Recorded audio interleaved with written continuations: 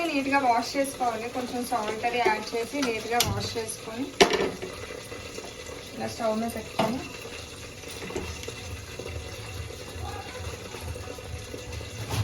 కొంచెం oil add చేసుకోండి.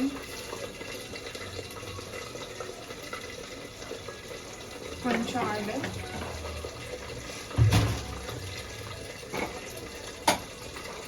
కొంచెం సాల్ట్ కాదు నేను గల్లుప్పు యూజ్ చేస్తున్నాను, సాల్ట్ అయినా పర్లేదు. యాడ్ చేసుకొని మూత పెట్టుకోవాలి.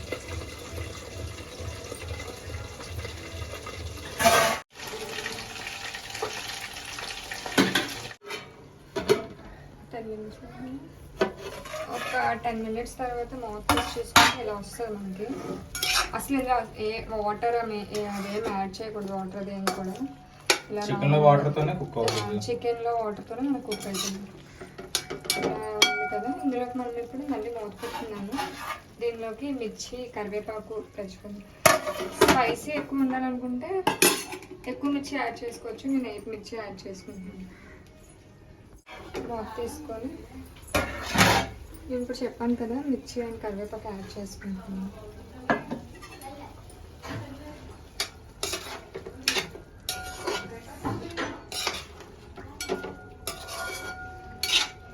ఇది ఒక 5 మినిట్స్ మగ్గాలి.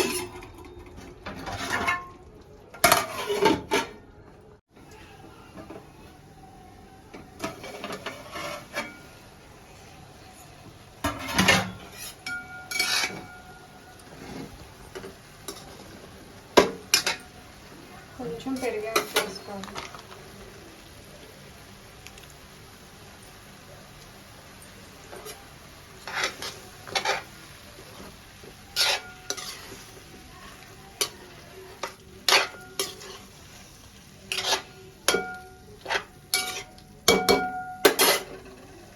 ఫ్లేమ్ హై పెట్టాను. ఒక 2 మినిట్స్ అంటే వాటర్ ఇంకటం కోసం నేను ఫ్లేమ్ అనేది హైలో పెట్టుకున్నాను.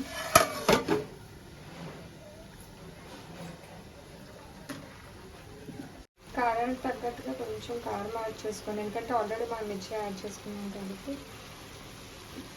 మసాలా వేయాలి, అల్లం వెల్లుల్లి పేస్ట్ వేయాలి, వాటిని బట్టి కారం అనేది యాడ్ చేసుకోండి.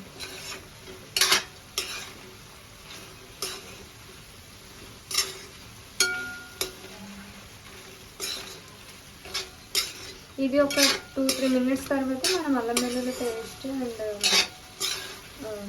చికెన్ మసాలా కూడా వేసేసుకుంటాము.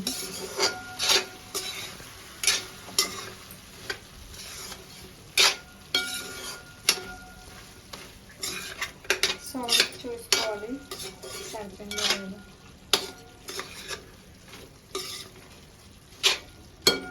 సరిపోతే వేసుకోండి, సాల్ట్ ఇప్పుడే అడ్జస్ట్ చేసుకోవచ్చు.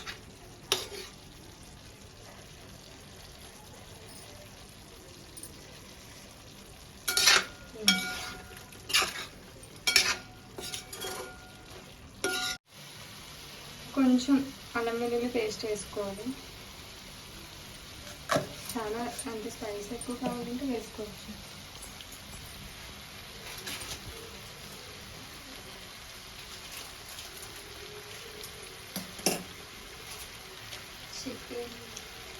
Chicken masala powder half spoon వేసాను, ఎక్కువ వేసుకోలేదు.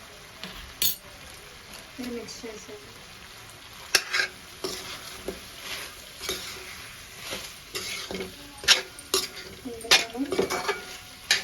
ఒక లెమన్ యాడ్ చేసుకోవచ్చు. ఇది మనకు నచ్చితే యాడ్ చేసుకోవచ్చు, లేదంటే లేదు. ఎందుకంటే ఆల్రెడీ పెరుగు వేసుకున్నాం కదా, అవసరం లేదంటే వేసుకోవచ్చు. నేను ఒక లెమన్ యాడ్ చేస్తాను. పెద్దదైతే హాఫ్ ముక్క సరిపోతుంది, చిన్నదైతే ఫుల్ లెమన్ అంతా యాడ్ చేసేది.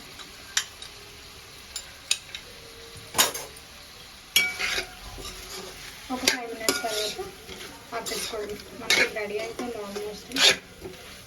5 మినిట్స్ తర్వాత ఆఫ్ చేసేసుకోండి. లాస్ట్లో కొత్తిమీర యాడ్ చేసుకుంటే సరిపోతుంది. మీడియం ఫ్లేమ్లోనే పెట్టుకోండి, హై ఫ్లేమ్ పెట్టుకుంటే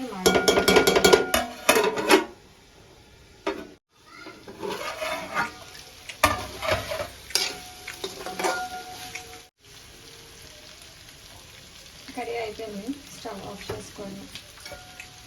కొంచెం కొత్తిమీర యాడ్ చేసుకుంటే సరిపోతుంది.